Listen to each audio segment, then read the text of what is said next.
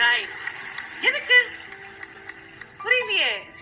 பேசும்போது இருமல் வராதா? பாடும்போது இருமல் வந்துருச்சு, அவ்வளவுதான். தனிப்படி வைதேகி, இது போட்டி கிடையாதுமா. இது போட்டி. இது எங்களுக்கு எல்லாருக்கும் இப்படி நடக்கும். வைதேகி, நீ பாடிட்டு இருக்கும்போது என்னன்னா, இப்படிடா இவ மூச்சு விடாம இவ்வளவு நல்லா பாடுறான்னு நானே கண் போட்டேனா. நிஜமா அதான் நடந்தது.